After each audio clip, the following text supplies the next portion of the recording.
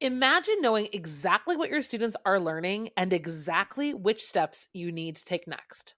Join us in Down with the Reading Quiz to craft meaningful and productive formative assessments that move away from gotcha moments of basic recall and toward assessing what your students actually can do.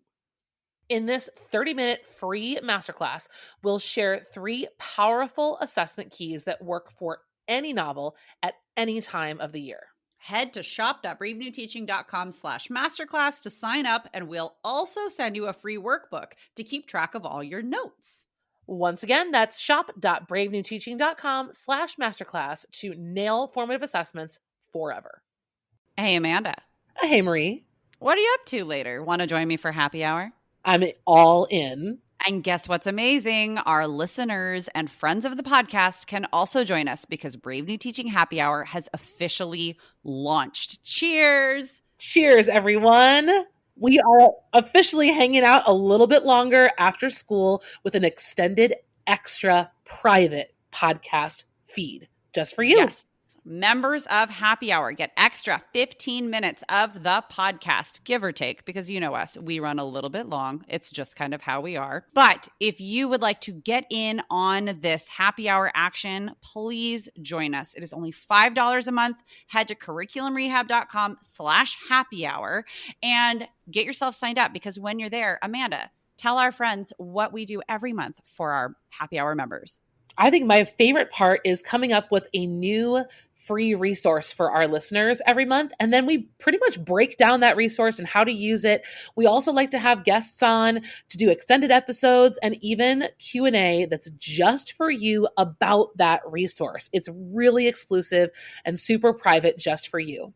So if you are like us and you like hanging out, you like chit-chatting about all things that are teaching, teacher life, and everything under that umbrella, join us for happy hour and we will see you there. Bye. Bye. Well, hello, everybody, and welcome back to Brave New Teaching. Before we get started with this episode, we just need to throw out a little message. We were not intending on making this podcast episode for the second week, the week after our launch, but here we are with episode 4 because, quite frankly, a couple weeks ago, teaching as we know it and the world as we know it stopped and has started to become something else. We keep talking about this in my house, about the idea that we as a nation have faced a lot of disaster, but we've never really faced anything genuinely together. And so we're in this very unique situation as educators where we're not just helping the people who are affected, we are all the affected and all trying to help each other. So we wanted just to take one episode. We will not come back to this because I know it's going to be overkill. Just one episode to check in with everybody and just kind of reflect a little bit on what we've learned about ourselves, about our students, and just some of the best advice that we've heard and can share from our experience so far. All right, let's jump into it.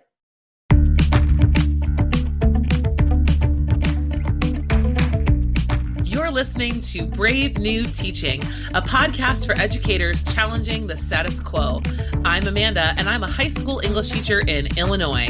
And I'm Marie, and I'm also a high school English teacher in Southern California. We're so glad you're here. Enjoy the show.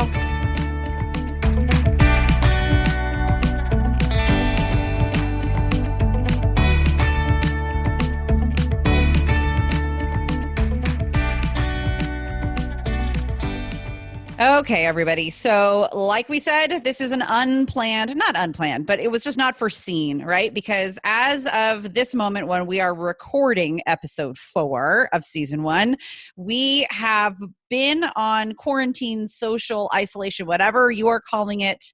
In California, we are on a stay-at-home order at this moment at the end of March, and we've been doing this for about 2 weeks. This is also 2 weeks before this episode is going to air. So my hope is that things have gotten better by the time that you all are listening to this, that they have changed or that something is on an upswing. But right now we are just getting into the throes of figuring out this whole e-learning thing and how to navigate it, how to do best by our students and by ourselves and not go crazy in the process. And we absolutely don't have all the answers, but we certainly have experiences that we'd like to share with you. And I hope that you guys will join us either down on our blog post. We'll have a blog post that goes along with this episode over on bravenewteaching.com. We always are looking to talk to you guys also on Instagram. So to keep the conversation going, don't forget you can always reach us there. And today, guys, we're going to talk a little bit about just kind of three things, because I think this conversation can spiral. I mean, I've already had this conversation with other people and it does spiral. So we're going to try to stick to three big concepts here. One being what we've learned about ourselves as people, as teachers. The second being what we've learned about our students. And finally, just some best advice, some best practices, things that we've encountered, people we've talked to, and ideas to take moving forward. So Marie, why don't you start us off? What have you learned about yourself? What have I learned about myself? Well, first of all, I should just say that I'm in an interesting situation because I have two small kids, as I'm sure I have mentioned before. My son is 6 and in first grade, and my daughter is 3 and in preschool. I am a high school English teacher full-time, and my husband is a high school social science teacher full-time. So we're in this weird education bubble where we're all home at the same time, which isn't uncommon, right? Because we're both teachers and we're normally home during the summer, but it's not summer and we're supposed to be at work and the kids are supposed to be at school. So like with everybody home all at the same time, and I know that's the experience of so many people, but not everybody has both people in their household being teachers, or like if you're, not married, or your partner, you're not living with somebody, maybe you have roommates, whatever, like it's not always that everybody's an educator and therefore going through all the same things. So I've got kind of an interesting situation in that way, because my husband is responsible to his school and his students. I am responsible to my school and my students. And we have 2 kids, one of whom is still potty training, right? So it's like it's cluster. I have learned about myself that I need a schedule. And like, this isn't shocking information. This is information I've always known, but oh my gosh, I need a schedule. Like, I need to know what's coming next. That first week that we were all home and like news was coming. I mean, the news is still coming left and right, but like always finding out all these crazy numbers about coronavirus, this and school closures, that, and stay at home, shelter in place, yada, yada. Like it was so much for my little brain to take. And if I didn't know what was going to be happening in the next 15 minutes, in the next hour, I was like starting to lose it a little bit. And I am a person who I can be prone to depression. So that's kind of like my disclaimer there. I have to do certain things around certain times every single day. Otherwise, the days blurring into each other was getting to be too much for me. And I could feel myself starting to get like weepy and sad and not unable to overcome it. And then I put a schedule into place, and it's not stringent. Like it's not every single day the exact same thing, but it's at least routines that are coming, and it's a new normal. And it was like a breath of fresh air. Like, okay, I think I can actually do this. I think that's a lot of how I bet our kids are feeling. If you guys caught, we dropped a couple episodes, a little mini-sode last week about this issue and about how we really wanted to help our students do the same thing, because they really, I don't think even know how much they rely on schedule. So I think you're right, Marie. And I haven't really stuck to one, but I'm finding my routine as we go. For me, my situation is somewhat similar to yours. My husband and I also have 2 small kids. Mine are a little smaller than Marie's. Mine are 2 and 1. So no one's in school. No one knows how to use the bathroom. They're both in diapers. That is a very different hands-on situation.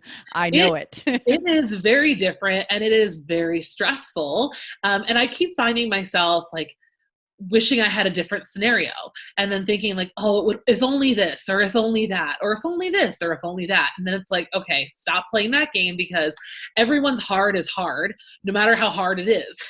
Totally. Well, and it's a recipe for disaster, because I started finding myself doing the same thing too. Like, if only I could help the kids really get used to this schedule. And I'm like, no, I'm going to set the tone. Like stop if onlying, right? No, I was doing the exact same thing as you. It's rough. And I think that was part of why, and I tried to have a schedule right away from the beginning. And then it was really hard to have that when I found myself wanting something else. But I'd say really what I think I've learned about myself, or I've confirmed a couple things about myself along the way. But I have definitely confirmed the fact that like, in a crisis, I definitely rise to the occasion, because I feel like as soon as this hit, like it was the day, I remember Friday, the day we left, I had talked to my first and second hour. I said, listen, guys, like people in other states are, they're closing schools. I think this is inevitable here. This is like literally hours before it happened. Right. And I kind of just answered questions the whole morning, and then boom, like 2:00 happened, the news hit, and I just went into like crisis mode coordinator. Like I was like all about it. I was like, we're going to do this, boom, boom. Like I had everything laid out. I was super connected. I was ready. I took care of everyone. And then I crashed, right? Like I was able to hold it together and take care of everyone for a long time. And then when I crashed, I really crashed. And so that's what I learned about myself, is that I need to maybe not push as hard as I think I can, because then maybe the crash won't be so devastating. Such a burnout. I did the same thing. I mean, there's a reason that you and I are friends, right? Like I didn't really, here's the funny thing is I didn't go into crisis mode for I was with my students. I was with one of my classes of seniors when it was like, and the district directly adjacent to us is closing. 5 minutes later, email comes out from our superintendent, and we're going to be closed for, at that time, it was 3 weeks. And I was with these sweet little seniors who the first thing that a few of them started celebrating. And then 5 minutes later, it started to sink in. They were like, are we going to have prom? Are we going to have, so like a graduation? And so like, those were questions, obviously, I still don't even know the answers to exactly. So I went into kind of like that, like mothering, like taking care mode, but I didn't start making plans. I started making plans for my own kids and for like homeschool. And like, I was like a crazy Pinterest just scouring like as many different things as I could find. And I went through so many ink cartridges. It was wasteful, but not wasteful because now I have it all. And then I like dove into that, and I like put off feeling for a little while. Yeah. Which is what it sounds like you did. That's exactly. And I crashed, and I was sad. And then I had to like pick it back up because I had this great schedule for my kids, but it wasn't like doable for me. Yeah. Because I didn't give myself any breaks. So we learned yet again that we put ourselves last. The plight of a teacher. Except that I wonder if anyone listening can relate to that. I would put money on yes. One other thing actually that I have learned about myself is that I have to work out every day if I want to sleep at all. My anxiety takes over my brain. And no matter how dead tired I am from doing cognitive work all day long, if I haven't physically exhausted myself, I won't sleep. Wow. I have to like get the tank to empty. I feel like I don't necessarily need like a workout, but I definitely am craving fresh air more than before. Sure. Fresh air that's been my big need, which I didn't realize I needed so badly. Yeah. Well, you're also in snow, which I could be like, I can imagine. This makes me hate living in Chicago even more. I'm sorry. Ugh. I won't push everyone I love lives here. What a bunch of idiots. Ugh. What were you thinking? The Midwest is terrible. Okay. Anyway. Southern California is expensive, so there's that. Hey, let's get on our next question. Amanda, What have you learned, at least this far in the process? What have you learned about your students? So I got to tell you the short version of this story, but I'm still transitioning to a new school. So I have been, to be really honest with you guys, been watching a lot of like social media posts and like reading things online about teachers who are like crying devastated because they miss their students. And I'm like, man, like I don't feel that way. And I've been feeling really bad that I don't feel devastated to miss my students, but I'm still kind of like getting to know my school and getting to know my kids. I miss them and I miss work. And I've learned through this that they actually do care more about me and miss me more than I thought. I mean, I just still feel new and unknown in the building. And I know that I think my perspective is so off because when you're in a school for 10 years and like you've gone over to people's houses for dinner and you've been invited to quinceañeras and like you are literally one with the school and then you're ripped out of that and you start over, I just still feel distant from my kids, even though I know I'm not. So this has just been we've actually bonded a lot more than I expected. No, that makes a lot of sense. That makes a lot of sense though. Well, and I mean, tack on to that too, having two babies in as many years. truth. Does not make you feel very rooted in work, or, like that's an absolute like It's a weird life, time of my life. Yeah. it's big life changes too. So no, I get that. I totally get that. Like I'm on the other side of things. I've been at my school for over a decade, and this is like, I'm a lifer. I'm going to be there forever. And so I miss it. It's funny though, because like, summer, like you're gone for a couple months during the summer, except I'm not gone for a couple months during the summer. I'm gone for like 3 weeks. And then I like start going back to my classroom and doing little things. I'm that crazy person that goes back all the time during the summer, because if I let that like school muscle atrophy, so to speak, it's really hard for me to get back into it.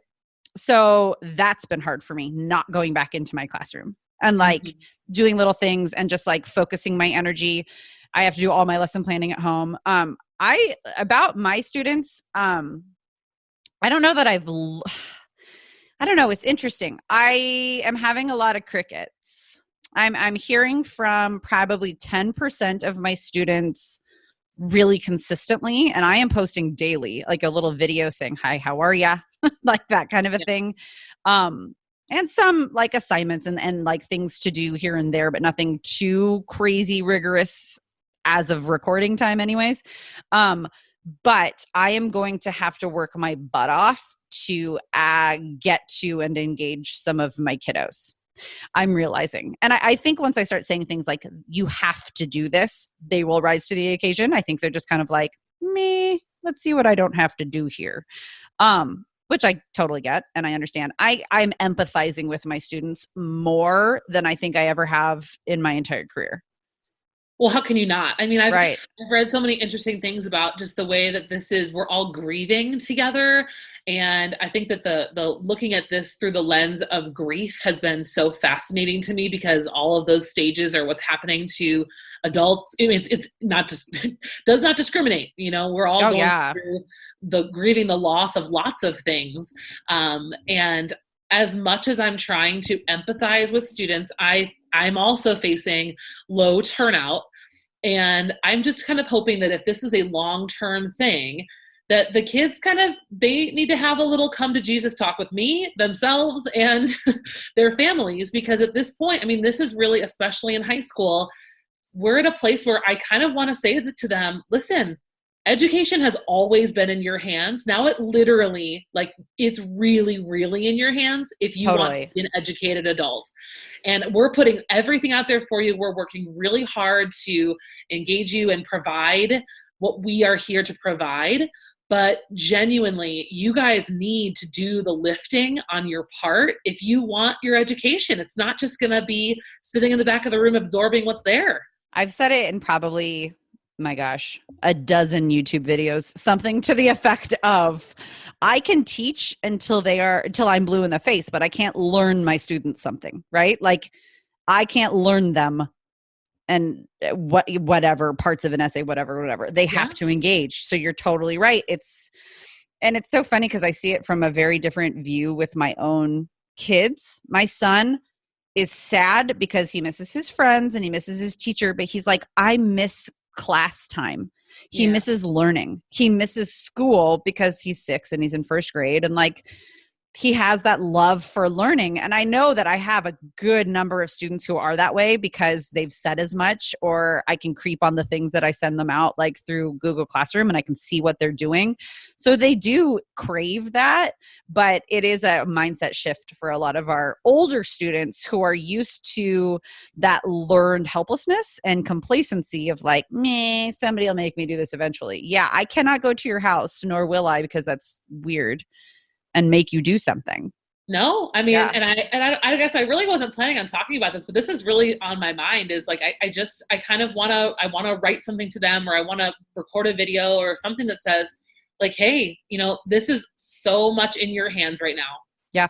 I will say the other thing, this is not so much what I've learned about my students because I still need to hear from them.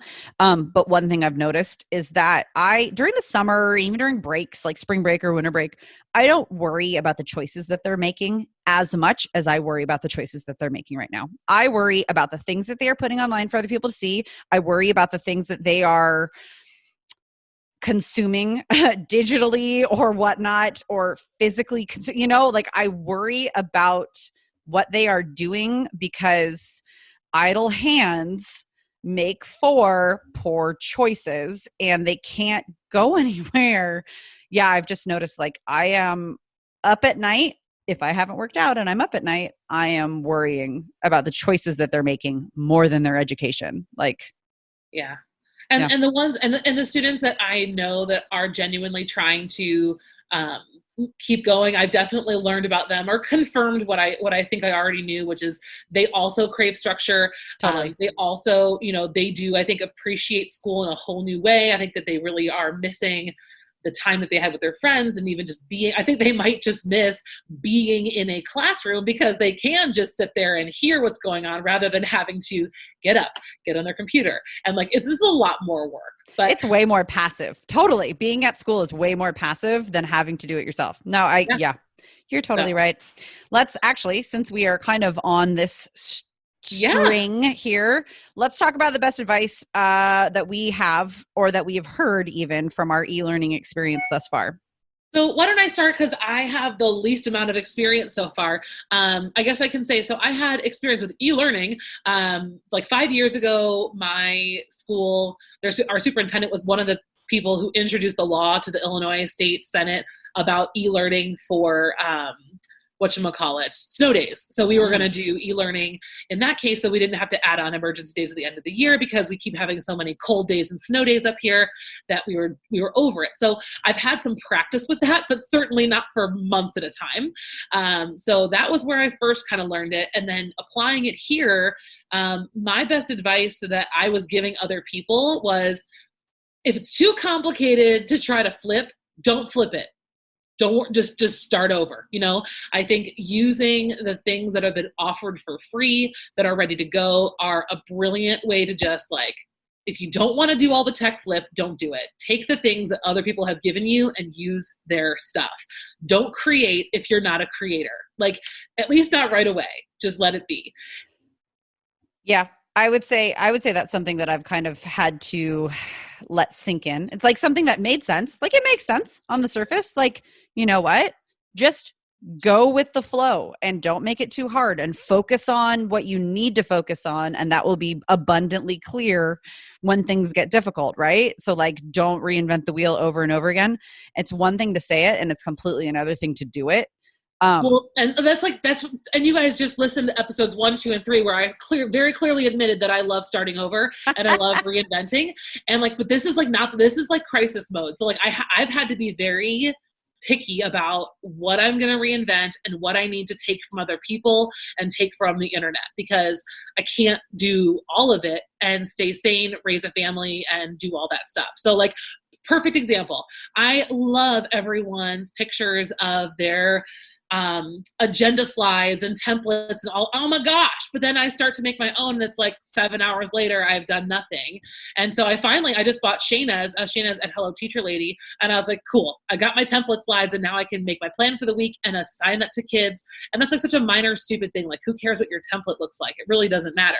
But like, that was something where I had to say, okay, not starting over, grab that so I can get the good stuff on it. Oh, totally. I've started the process of flipping some things. And I've noticed that, like, some things are not going to make the cut. Number one, because these things need to be done asynchronously, and I can't expect, nor do I want to give that kind of stress to my students to like keep up with things. And so I have found out, and I've seen a lot of people doing this. And then when I start to really wrap my mind around, almost like, I mean, this is going to sound awful, but like almost giving like packet work, because our students are older, right? So I don't know how well this would work with primary students. Like, I don't think that would work at all. But basically giving my students a unit at a time with all of the information they could possibly need. But then I will give instruction either through a video or whatever it is that drips out daily, every other day, weekly, but just give it to them all in advance. They can look over everything. They can work ahead if they would like to, but they will also know that I will keep supporting them along the way, but here's all of it. That's something that I saw a bunch of people doing. And I was like, oh, I don't know. I don't know if I want them to have it all. And then I was like, why don't I want them to have it all? Like, get over yourself, Marie. Just give them all the stuff. they're not doing anything else anyways, but give them like a good guide of when they should be doing it so they don't feel overwhelmed. That's kind of where I found myself too. I was like, okay, I don't really want to be giving them a daily assignment that they don't know what's coming next, because I also don't want to collect a daily assignment, quote unquote, collect, because I can barely keep track of like physical papers. Like there's a whole stack of them in my bag that I just pulled my computer out of before we started recording that, like, well, truth be told, I'm not going to grade those. The world ended. Who cares? Okay. Let's forget I said that. But like then keeping things digitally figured out when it's not something I'm used to doing all the time. Like, why do that to myself? Just lessen the load. No, that's kind of where I am. I'm trying to give kids just whatever I decide, I'm going to give them the same thing. Yeah. I'm going to try to keep it consistent. So my goal is to give them on my slides that I have that I watched your story, by the way, today, and I'm totally doing the same thing you're doing. I'm going to give them the week's worth of activities, but I'm going to give them a daily post that kind of walks them through what they should be doing each day. So like they're hearing from me every day, but it's not a surprise what that information is going to be. Yeah, it's basically they walk into your classroom, right? And they see your daily agenda, which, by the way, that's what I do anyways. They know what the agenda is going to be because I give them access to the slides Sunday before the week starts. And this way they'll just have a big unit of access at a time, and they'll still hear from me, and they'll see my face and see my children crawling all over me while I try to record a little message and then send it out to them every morning. And it personalizes it a bit more because we're a face that they're used to, right? Yeah. I don't know. This is just hard, but. It's hard, but I think a lot of the things that we've been doing before that we knew were best practice are still best practice. We're Absolutely. still trying to meet kids where they're at. We're still trying to take things one step at a time. We're still adapting to our students' needs and being on the fly as we always have been. And we're prioritizing relationships and their well-being. Like that's honestly priority number one. And it feels different doing it this way, but we've always been doing this. So I think eventually we're going to kind of lean into the comfort of it's the same job. It just feels different. Yeah. And it's not what we want to be doing. I think that's the other thing too. It's like you were saying before, the what ifs or like if onlys, like if only, but it's not. So let's just keep going forward. So. All right, guys. So big, deep breath. Big, deep breath. Let's leave you here. We are so glad that you joined us today, and we promise to have a huge variety of different kinds of episodes coming your way. We are not going to spend the rest of this series talking about e-learning. We've got really cool things coming up for you in the next few episodes. So we're so excited that you're here and hope you stick around and share this with somebody that you love. Absolutely. And like Amanda said earlier in this episode, check out the show notes. There will be a link to a blog post with a whole bunch of information. And we'll even leave some of our favorite tools that we've been using in case you want to see it. But I am on free resource overload. So if you all are on free resource overload, then let's just, join together to work smarter, not harder. You know what I mean? So I would encourage you guys, just reach out to people that you care about. Keep prioritizing relationships, and we're going to get through this together, and one day look back at this and think, holy crap. Yeah. Wow. Look at what we did. It'll be profound. It'll be exactly. Well, thank you guys so much for listening. Like Amanda said, we will be back next week with another episode from our previously planned calendar of content. I think we're talking about poetry next week. We are talking about poetry next week, which is Amanda's strong suit. She just finished a book, which is newly on sale, and you all should go check it out. And we cannot wait for you to hear what we have to say about it next week. It's also National Poetry Month, so if you need some e-learning ideas, come talk to me. I got you. All right, guys. Have a wonderful day, and we'll see you next time.